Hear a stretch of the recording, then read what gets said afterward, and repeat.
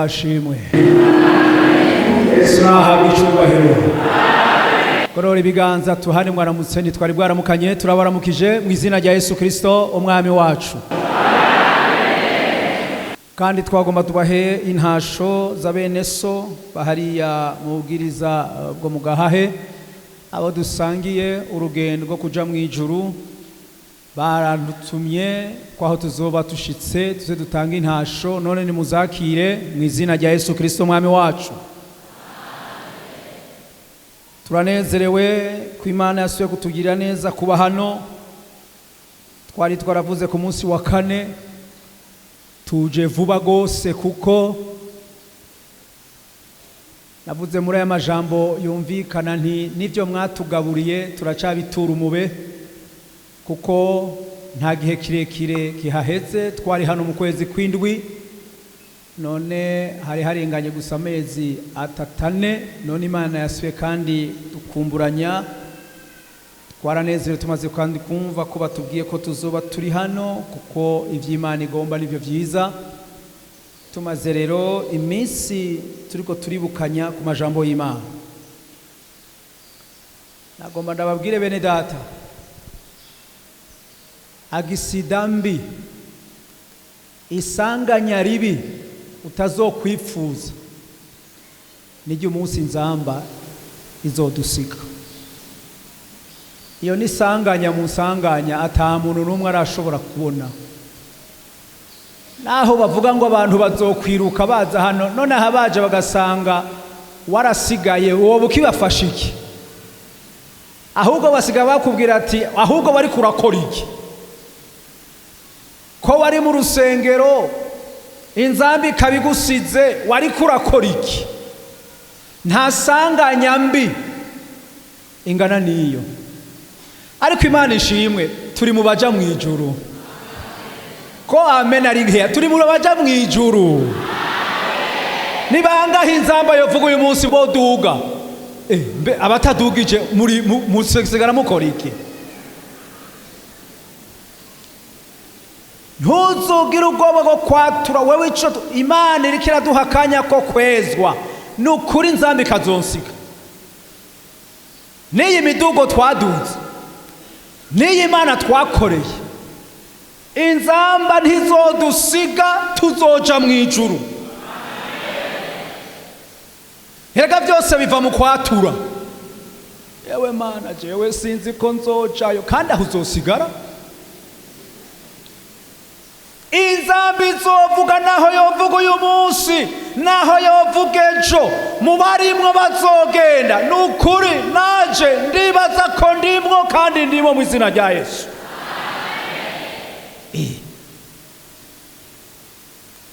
Nico gituma Mpwemu Yera ariko aratweza, Mpwemu Yera ariko aradutunganya, Mpwemu Yera ariko aradutuma ku ijambo.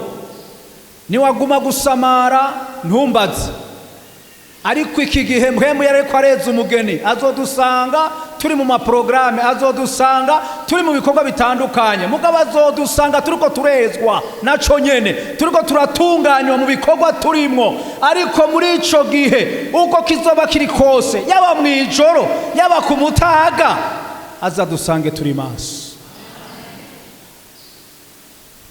Tugira dusozere, tumaze iminsi turiko turayaga amajambo y'Imana.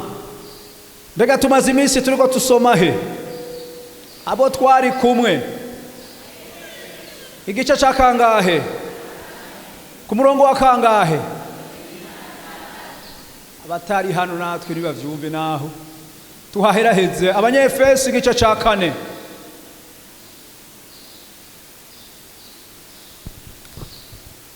Abanyefeso igice ca 4. Kubadaheruka gusoma Bibiliya munsi, bafise Bibiliya za kera na porogama 220. Ariko n'ahantu horoshe kubona. Abanyefeso igice ca 4. Turasoma ku murongo wa 26 na 27 na 25. Ariko dufise umurongo tumare tuze ku iminsi, umurongo wa 26. Turasoma mu izina rya Yesu. Maze umurongo wa 25, maze mwiyambura ibinyoma, umuntu wese avugana iby'ukuri na mugenzi we, kuko turi ingingo z'abagenzi bacu. Umurongo w'iwacu tumaze ku iminsi, nimwaraka ntibibakoresha icaha, izuba ntirirenge mukigize gute? Izuba ntirirenge tukigize gute? Ukiratse. Naho tumaze iminsi, ariko naho kongera muri rujya murongo wa 27 havuga ngo kandi nimuhe wa mugwaneza icicaro. Tumaranye iminsi ijambo rivuga ngo izuba nikirenge nirikarenge tukigira gute? Aho dutandukana naho tuzohura mu ibarabara, uzunda mutsuti izuba ntirirenge tukiratse. Nzoca menya kuri uwo mu Gasenyi. Narabajije abari ngaha kuwa 4, mbega kuraka nica? Sa? Kandi batubwiye ngo izuba ntirirenge. Kuraka nicaha. Bamwe bavuga bategome, abandi atoya. Kuraka ni ikintu ngendanwa ku muntu. Nukuri hamwe hahoze umugabo nawe bagakubita ikofi, ugaca utwenga, tuca tukujana kwa Rojanti. Utegerezwa kwerekana ikimenyetso cyo kuraka. Urashobora kumubaza nkubita iki? Nagukoze iki? Mugabo ntujura kubivuga uri kuratwenga. Naho Bibiliya ivuga ngo niyagukubita ha umuhehe. Ibintu bya Bibiliya biragoye abantu b'Imana kubijana gahoro gahoro, kandi hari abo babishobozwa. Ariko twaragiye turavugana ku munsi kuva turi ngaha, ibintu bibe bimwe Imana ikwiye kubika muri twebwe, bidufashe kutaraka gose, bidufashe kutagwa muri uwo mutego. Munsi wa 4 twavuganye kwishurana kwiyoroheje. Hari gihe usanga umwe aduze hejuru. Twavuganye ryari duti plus imaze guhura na plus n'umuriro, harakwiye kuboneka plus na mwe. Ukaba uvise umuntu aduga hejuru mu burake, ariko Imana yo mwijuru ikagufasha nawe ukururuka, aho biraza gutungana neza. Ariko akaduga hejuru, ni kwa kundi bavuga ngo inkuba zibiri ntizisangira iki, ibicu ntibikunda. Twagiye tuvugana amajambo atandukanye yo kwiyorosha ku muntu, kumuteba kuraka, kandi ngo kwiyorosha ku muntu gushobora guhwamika uburake. Hari ahandi twagiye turavugana havuga ngo kwirengagiza icyo umuntu yacumuwe ko nabyo nyene nikigwanishwa. Twagiye turavuga ibitungano bitandukanye. Hari ahandi twasoma avuga ngo kwitonda ku muntu, umuntu akagira kwitonda muri we, ibyo birafasha. Mu minsi ikurikira twagiye tuvuga ijambo rivuga ngo kugenda gahoro gahoro. Twasomye amwe mu Yakobo avuga ngo mwihute kumva, mutebe kuvuga, kandi mutebe kuraka. Ijambo ryitwa guteba. Iyo wumvise ibintu ukumva uburake buraje, ukabwira Imana mpagugenda gahoro gahoro, mpagushira kwa gafrein kugira ngo ngende siyagira ibintu nkomeretse, ntihagira ibintu nonona. Mana njana buhoro buhoro, iki kintu ndacige buhoro buhoro, ndagikurikirane buhoro buhoro. Twize ijambo ryitwa kwitonda. Uyu munsi rero tugomba duhezera ijambo, turabe ibintu burake vyonona. Burya uburake burafise ibintu byinshi byonona,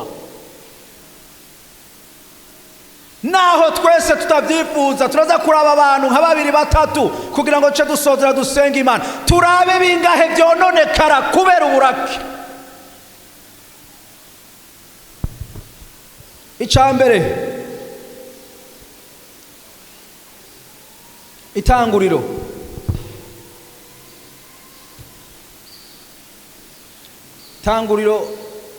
igice ca 4.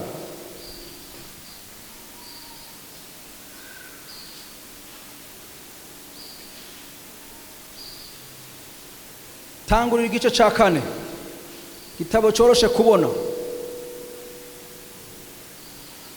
Turasoma ajya ku murongo wa 4, tumanuke gato. Abeli nabazana ku ntungwa z'uburiza zo mu mukuku wiwe no ku binure vyazo, Uhoraho yakirira Abeli ishikanwa ryiwe. 5, ariko ntiyakira Kayini ishikanwa ryiwe. Maze Kayini ngo acagira gute? Aranezerwa cyane, araraka gute cyane, mu maso hiwe harijirirwa. Uharabaza Kayini ati niki kikurakije, kandi niki gitumye wijirirwa mu maso? Niwakora neza ntuzokwemerwa, ariko nutakora neza icaha kibunze ku rugi, kandi ni wewe cifuza, ariko ukwiye kukinesha. Nuko Kayini abarira Abeli murumuna we ati ngo dusokane mu gahinga. Maze bari mu gahinga, Kayini agurukira mu Abeli murumuna we aramwica. Uhoraho abaza Kayini ati Abeli murumuna wawe ari hehe? Aramwishura ati ndabizi, nari umwungere wa murumuna wanje. Nawe aramubaza ati ico wakoze ni igiki? Ijwi ry'amaraso ya murumuna wawe ririko rirantakambira kw'isi. Uhereye none ubaye ikivume, ugererewe kuyerera kure y'aho hantu hasamitse akanwa kaho kwakira amaraso ya murumuna wawe. Ukuboko kwawe kwavishije. Imana nitugirire neza, Imana nitugirire neza. Mana irabaza Kayini, Kayini, nigiki kikurakije? Ndabona kuratse gose. Hari abantu bafise uburake utamuvuye iruhande, kandi afise ubwo burake. Nimba afise ubuhiri yobugukubita, nimba afise isafuriya yori gukubita. Hari abantu bameze uko, hageze ahantu agakubwira ati mva imbere kuko ndashobora gukora ikindi kibi. Uburake witwa, twasomye ejo ivuga ngo uburake buri mu mushaha w'umutima w'igipfu. Ubu burake rero burashobora kuba mu muntu bukaziriringa muri we kugeza aho bushobora kumujana no gukora ikintu atokoze, bushobora kumukoresha icaha atokoze. Imana iramwitegereza Kayini, iraraba mu maso yiwe ati Kayini, Kayini, ndabona ko ufise uburake bubi, ndabona ko wamaze kuraka nabi. Nigiki kikurakije?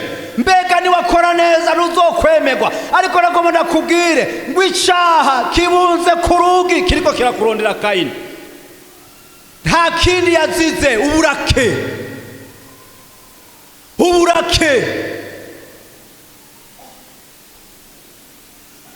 Hari umwana twigeze kuyaga, aratubwira ati mukozi w'Imana, ati nsengera, ngo usengere data, ati kuko tubayeho nabi, ati papa nimba yo bakiri mu Kanyosha umengo turamumotegwa kubera uburaka afise, twese tuca dutangura kurondera ingene twinyegeza. Ati mukozi w'Imana, papa arakara. Uramaze kubona umwana aza gutanga umutwaro ku bakozi b'Imana, ugukara kwa papa kurarenze mukozi w'Imana. Ngo iyo data turamwumvise yuko imodoka yinjiye, umuntu wese ngo yiruka arabaho aja kwinyegeza. Ati kuko yinjiye mu nzu ararandagura ibintu byose, araturandagura. Mama yaragowe mukozi w'Imana, ndagusakambiye upfukame ngo iminsi yose uri kuribuka wibuke data afise uburake burenze. Kandi uyo muntu ariko aratanga umutwaro uyo mwana ni umukristo, ariko avuga se ari umukristo, atari ku burake afise burarenze. Ewe muntu ntuba wicaye hano ufise uburake bene ubu, uburake bushobora kudestabiliza mu nzu, abantu bakagwa nabi, abantu bakabaho nabi, abantu bakagubwa nabi. Ewe muntu w'Imana, Bibiri ivuze ngo nimwaraka bigashika izuba nirirenge. Ariko hari abandi bamaze gufata uburake nk'ikigwanishwa, atudateye ubwoba mu rugo. Oya, siko twahamagariwe. Umuntu bene yarakwiye gusenga Imana, afise uburake burenze. Ubwo burake ni bubi, uburake bwonona, uburake butera umutekano muke mu nzu, uburake butuma abantu bagubwa nabi mu nzu, uburake butuma ku kazi bagubwa nabi, uburake butuma no mu bavukana atamwumvikano, bivuye kuki? Ku burake buba mu muntu, mu mushaha w'umuntu. Narababwiye abantu bamwe bakunda kwirata, ati twebwe tuva mu ngo z'abantu baraka. Cyo si ikintu cyo kwirata, ahubwo ni ikintu cyo gusenga, kuko umuntu abagowe. Mu muryango iwacu turakaze, mu muryango wacu tumeze hoya, ariko umuntu w'Imana yogejwe n'amaraso ya Yesu Kristo. Twaje muri ayo maraso turezwa, hanyuma muri ayo maraso turatunganywa, hanyuma Imana itugira kuba bagwaneza, Imana itugirira ubuntu, turahindukira. Ivyahora bitumereye nabi Imana irabihindura, hanyuma tuja duhinduka abana b'Imana. Birakwiye kugaragaza yuko ahantu turi by'ukuri Imana yaraduhinduye. Uyo muntu araryoshe.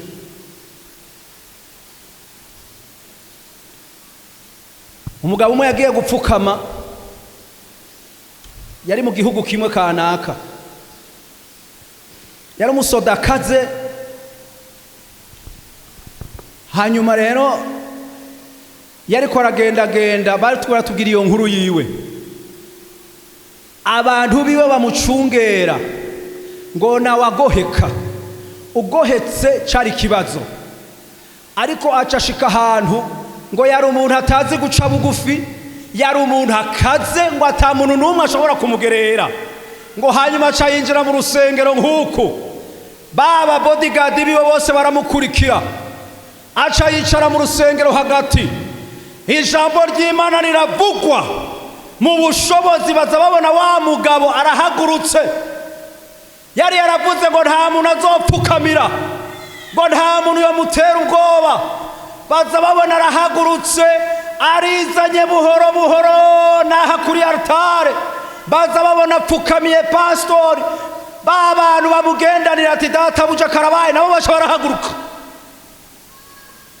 ikintu gitumye databuja aja gupfukama hajya n'igiki baca baraza nabo nyene hejuru kugira ngo baze kumva yuko hari camugoye hanyuma carabiganira bose arabahamagara ati bagabo ngo aha vyahindutse reka je natsinzwe mwebwe vya bindi duhora dukorana hajya hanze subira inyuma hanatsinzwe n'ijambo ry'Imana nico gituma naje gupfukama numvise ubundi bushoboze bunyururukira ko ndaza gupfukama hanyuma babandi bamukikuje nabo ateka natwebwe twumvise ubushobozi budukorako tuje gupfukama yarazi ko ari ya protokole ya kera atekanya kubahwa naha natwe twatsinzwe twumvise ubushobozi burahahana bwadufashe bw'ijambo ry'Imana natwe tuje gupfukama ngo twihane urumva wa mutsi wari umuhagazemwo ca kintu c'amanyama Imana yakivura Imana irawuca umugabo muzima n'amapeta afise aratura ivyaha vyiwe ati narateje ubwoba igisagara mbamwo narateye amagogo abantu twagendana none uyu munsi ndapfukamye ndemeye ko Imana ifise ubushobozi numvise ijambo ry'Imana rinkorako none naje gupfukama ngo nihane natura ivyaha vyanje hari umuntu wogira kabiri nagomba turabe guharura igice ca 20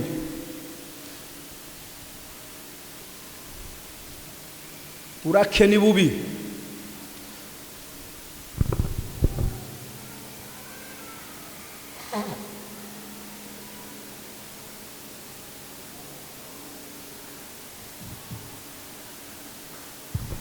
uharura igice ca 20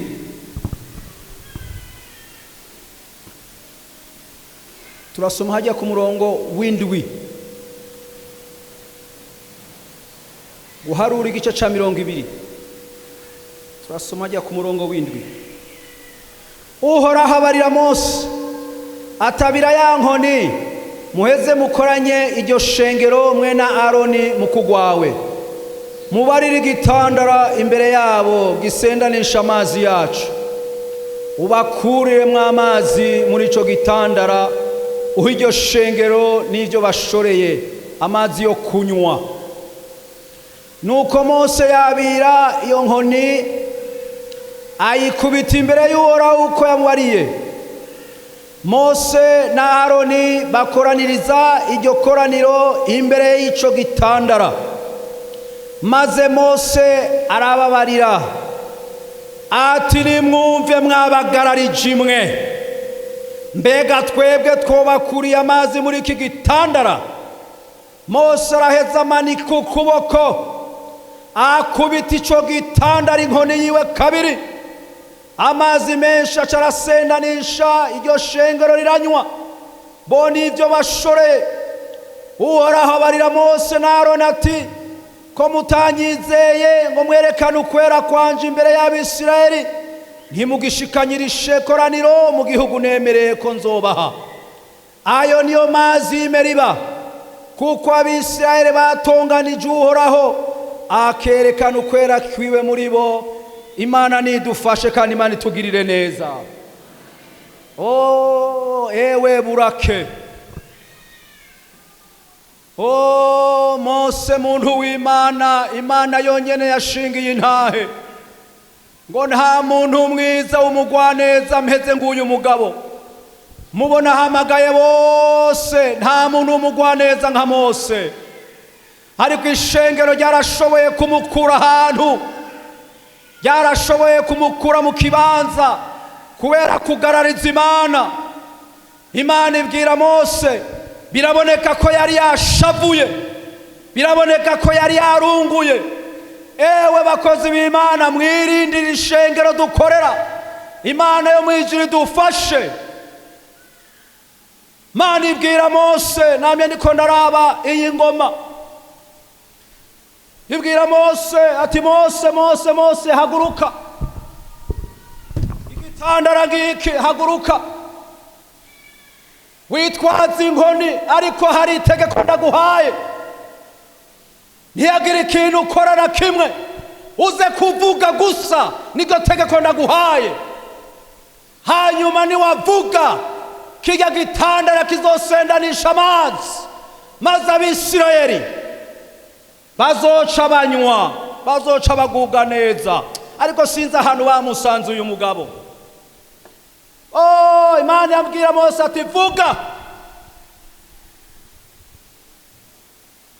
vuga ubwire igitandara, wa gitandara we zana amazi abantu banywe.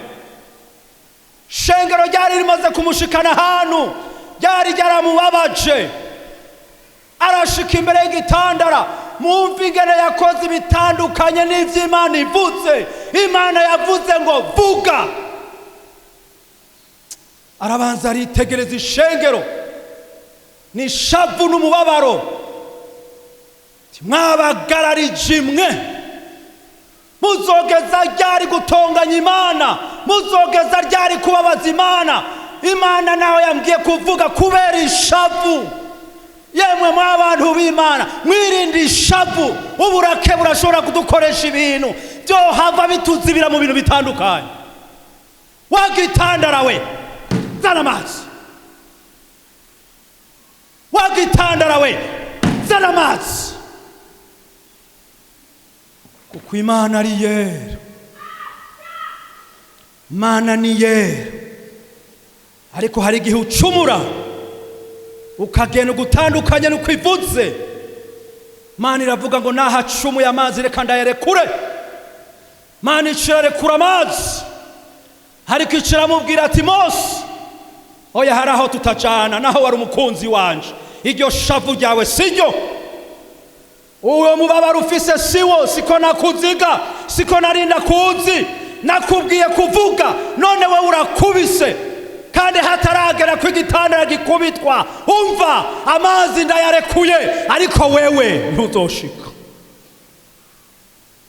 ntuzoshika.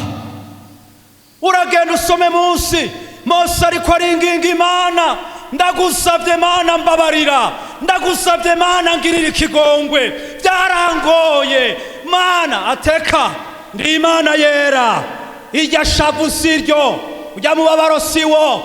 Ndakugirira ubuntu, ngira ndaguhagarika ahantu hameze nko mu Gasenyi. Raba igihugu ngikijya. Mose aracitegereza, none Mana aha birahetse, birahetse. Aho wiki ishavu uburake burashobora kudukura mu isezerano, burashobora kudukura ahantu twari turi. Iryo burake bwari buvuye kuki? Kwishengero. Mana iramubwira ati ahubwo ntushishikare kwinginga, ntushishikare kwinginga, ahubwo ubunyene ngira ndaguhambe tubihezanye aha nyine. Nta n'uzogandara, bazogandara ariko batabona uwo bagandarira. Fukama usenge ushima Imana, ariko turahejeje. Bibiri ivuga ngo Imana imuhamba aho nyene baraheza kuri uwo musozi, iramuhamba. Abisirayeli kandi bari bageze ku rugabano, bari bageze kuri frontier, igihugu bakibona harya. Hari hasigaye igeragezwa ry'amazi. Ayo mazi akwegera Mose, ayo mazi akwegera Aroni, ayo mazi akwegera Abisirayeli. Bayita ko ari amazi arura, Meriba. Ewe gutebera ahantu. Bantu b'Imana, mwirinde uburake. Burake burashobora kuduta ahantu tutari twiteze. Uburake burashobora kuduta hari ibintu byinshi bishobora kuducika by'amasezerano, ugasanga ikintu cyitwa uburake kiradutangiriye imbere. Ico kintu kikatuzibira, ico kintu kikanga ko dushishikara. Mose baca baraheza n'Imana, mwirinde uburake. Munashobora kuba atanivyo yagabiye, umwana akavuga nabi gusa, ugasanga mushwi mu ikofi ritari muri programme ga, akamukubita inkoni zitari muri programme. Nabwiye abantu imbere yo kuhana umwana, banza witse, ubanze utekane, kuko Bibiliya iratubwira yuko umwana acumuye turamuhana, ariko ntumuhana n'uburake. Wamye gutembera ategome, sawashe muvyeyi ubwenge aca twenga icara hosha baguha ibiharage jya gacajya na apeti ati mburya namunesheje vyaheze egome mumwongere kandi ibindi kumbe ntumenye ko kongerwa ibiharage niko kongerwa inkoni vyaca tekana hanyuma rero agaca hengera yinje mu cumba akaca azana inkoni niko twahanana n'abana nkaca ndamucira ndagukubita inkoni 30 kandi izo nkoni urumva ndazikubita ntekanye kandi nawe atekanye ryama hasi sha rambya amaguru neza kugira ngo dukubite hakwiye gukubitwa agaciza ku gasusu ugakubita imwe kandi witonze kandi utwenga ariko kandi indani warunguye mugabo uri kubigirana ubugwaneza ariko ntugahagarare ngo ubone uko ishavu rije abari kukubita uzohava usanga ukubitika ku gutwi hanyuma kwa gutwi kugaca gukomereka umutsi ugakomereka uzohinduka umutwaro kuri wewe banza utsinde ishavu ntucaniranye uko ubona ibintu bimeze ntucaniranye uko ubona ishavu ritwaye oya banza wicara utekane hanyuma niwatekana Imana izoguha ingene bigenda neza ariko ujaniranye nuko ishavu rije hari igihe utashobora kumenya ingaruka ry'iryo shavu turabisha gatatu Matayo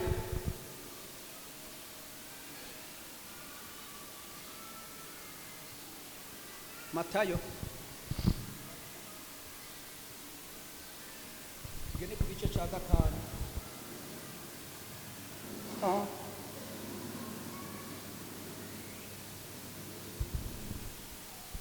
Matayo igice ca gatanu turasoma ajya ku murongo wa 22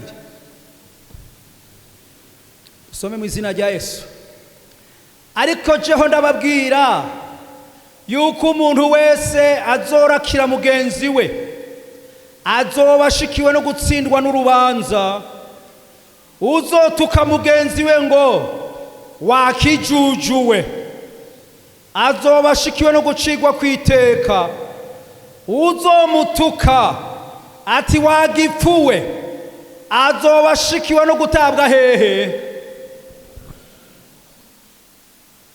azoba ashikiwe no gutabwa hehe ishavu ni ribi iminsi yose ngiki kintu kigenda kiranadutsinda Yesu aravuga ngo umuntu gusa kurakira mugenzi we turahuye ndakurakiye Bibiliya ivuga ngo azoba aciriwe kwiteka aho ni Bibiliya yica umurongo aho nyene hanyuma rero ugize intambuko ukavuga ngo wakijujuwe nguyo wewe abamaze gucigwa kwiteka biraheze hanyuma ngo yongeye rya jambo akavuga wagipfuwe akwiye gufatwa uyo muntu agatererwa muri gehinomu kandi aha rero muri aya majambo dutsindwa kenshi narabujije abafasoni cyane ashobora guhaguruka kinamura akabwira umwana yavyaye ngo ndabizi kuri kijuju ebaga wewe uri gipfu ntaco uzovamwo abamaze kuja muri gehenomi ni benshi none jewe mvuze n'akanwa kanje Bibiliya ivuga ko akanwa kacu karema nkahamagara umwana wanje nkamubwira ngo wakijujuwe none ushaka ko azovuwa mbere mu ishure gute ubwanje namuvyaye namwisi kijuju hanyuma yamara kuva mu ishure akaja nzanira ko yavuye wa 39 mu bana 40 nkaca nsubira ngakubita ngo nakare narumvise abi kwasobama bama ibijuju gusa bavibanyuma gusa none ushaka ko uyo mwana azoba umunyabwenge ryari? Umwana naho bizomugora, papa mama kirazira, naho azoba uvuye uwanyuma kirazira kubatiza iryo jambo kuko rijanye n'ishavu ufise, ngo wirirwa urya ibiharage vyanje gusa wanyuma ukanzanira amanota nkaya. Aya n'amanota ya narakubwiye kuri kijuju atacu uzovamwo. Hajya biraheze azorinda aja kubaka ari kijuju kubwishavu ryawe uza warabatije kera. Nari mfise akana muhira, burya nasanze amajambo yacu arakomeye kubera atabana nari ngifise muhira batoya, bose baragiye. Hanyuma rero urumva umudamu aracambwira ati none gamutaha aho ubona tuzoguma turabana turi babiri, reka turondera kandi kana, erega turacari bato tukarere tugatanguze hariya mu wa mbere, niba uburiburi ako tuzoza turakarira tuvuga ati wa mwana nyaruka watevye, twumva dukumbuye ivyo bintu. Hari gihe abavyeyi bicara bagakumbura ibintu vya kera, ati tukeneye ako kana tuza turakankamira tukabwira tuti kubera gutari kurakora ibi akantu tuzozinduka basi tubona mu nzu tugatume. Ati kana tuzoza kukarondera mu biwanyu,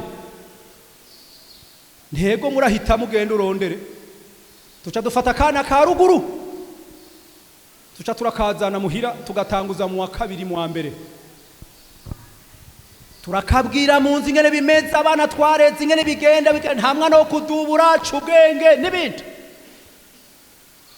Hanyuma ako kana tukajana hajya muri sepebu gatangura umbari wa kabiri imbari wa mbere sinkivyibuka kuko kaza kageze muri segonderi. Hanyuma rero trimestre ya mbere nimba ari mu bana 48 sinkibibuka, nsanga karushije nimba ari 4 nimba ari 5, kaza muhira kajugumira tibarariraguye ba bantu baranyica.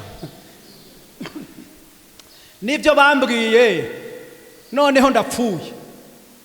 Kashika muhira kabanza kubonana nawe, hanyuma nanje nshitse nk'umugabo, zana amanota, zana ihute zana amanota. Byagenze gute?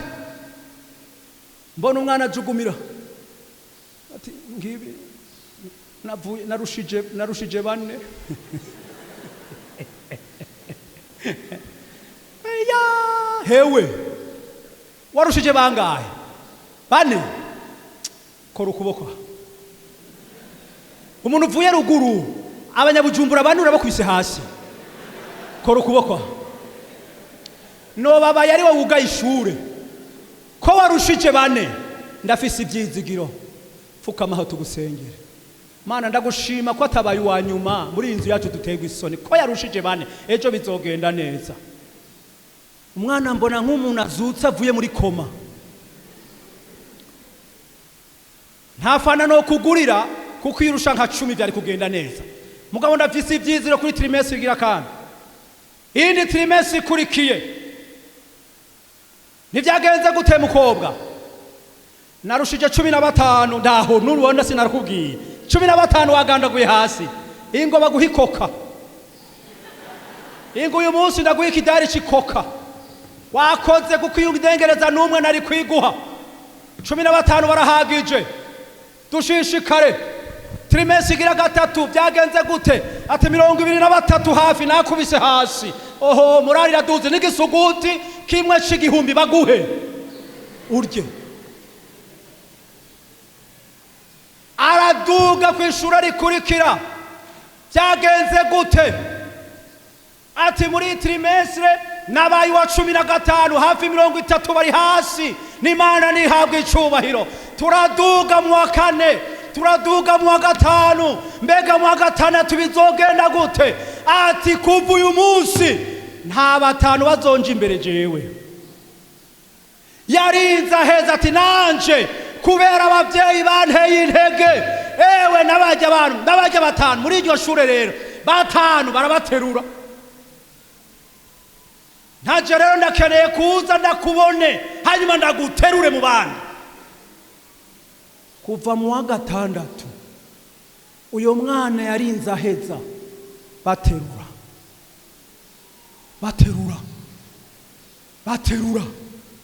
umva nakubwire suko abana bacu badashoboye oya ni amajambo mabi tubatuka tubatakwo tubavuga ko narakubwiye ko atacu uzovamwo uzogumurika icucu uzogumurika ipfu hari n'igihe bitera ubwoba ugasanga umugabo muzima ahamagaye umugore we ngo ni gipfu ayo majambo agakomeretsa abana ayo majambo agakomeretsa umuryango ayo majambo agakomeretsa mu kibano kubera iki twize kuvuga nabi twize kuvuma abantu twize guha amajambo mabi abantu nta munsi n'umwe kuva naramenye iri jambo nshobora kubahuka nkabwira umwana wanje ko ari kijuju ntibikunda kuko nije nakuvyaye nimba afise ubwenge nawe nakuvyaye urafise ubwenge nimba naho ndi kijuju nawe uzoba ikijuju nyene kera abana bakura abatama bacu baba barabavyaye muri 15 akabura no kumenya akabudesiya akamenya no kumenya kibagirwa na Petero ukaza wumva arihamagaye ngo mbega ikijuju kiri hafi kirihe ukacubona ikijuju cari hafi kiraje niko twakuze niko bamwe bakuze mwewe wakuziye mugakiza urashima Imana ariko hari ahantu tugenda hakubwira ati data nana amazina akeneye kuduhamagara havuga ati kijuju kimwe nikize kikaja cishora cyonyene kikaza none ushaka azove mwiki mwirinde kubwishavu ni akagira umuntu mwita kijuju ni akagira umuntu mwita gipfu Bibiri ivuza ngo muzoba mushikiwe no kuja muri gehinomu hakagira umuntu n'umwe witu wa muvyeyi ufise abana wa mupapa ufise abana mwirinde amajambo ava mu kanwa kacu mwirinde ubuntu tuburake buva muri twebwe mwirinde igihe abana baducumuje mwirinde igihe abana badukoreye amakosa mwirinde kubavuma mwirinde kubavuga kwa amajambo mabi mwirinde kubatura kwa amajambo mabi naho vyoba bimugoye gerageza uje inyuma yiwe mutera intege bizokunda ejo bizoshoboka ejo ariko niyagira umwana muzokwigira mubatiza ijambo ribi nk'iryo twunamika amaso dusenga Imana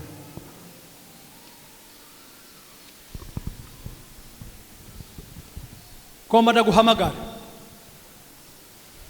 uburake bwawe burarenze uburake ugendana burarenze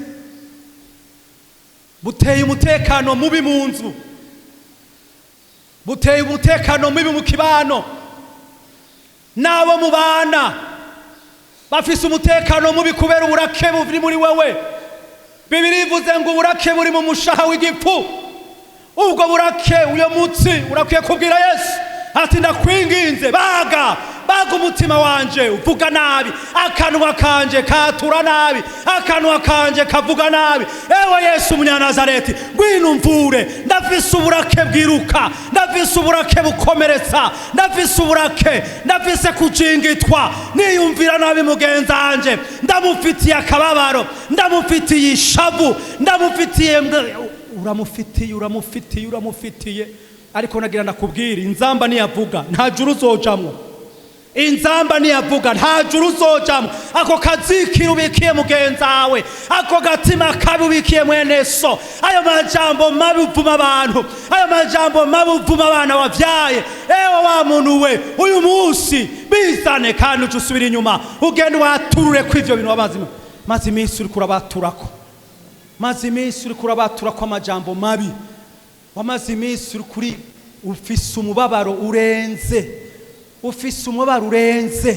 ufise amajambo mabi arenze ariko uyu munsi ngwino ubwire Yesu uyu munsi ndagomba kuva uyu munsi ucacure ucagagura uyu munsi umazemwo iminsi ndafise ishavu ribi ndashavura nabi gavuga nabi nkatura nabi nkasambura abandi nkakomeretsa abandi bizane mu maraso ya Yesu Kristo none ko wiyizi ko Bibiri ivuga ngo abari mwe mwimenya none ko wiyizi, none ko witahura, n'igiki kitotumubwira Yesu ati ndakwinginze vura ndavurika, niko Yeremiya yavuze. Numvure, bwira Yesu kuri uyu mugoroba akuvure, avura akanwa kawe, avura akanwa kawe kamaze iminsi kavuga nabi, avure akanwa kawe, avure umutima wawe.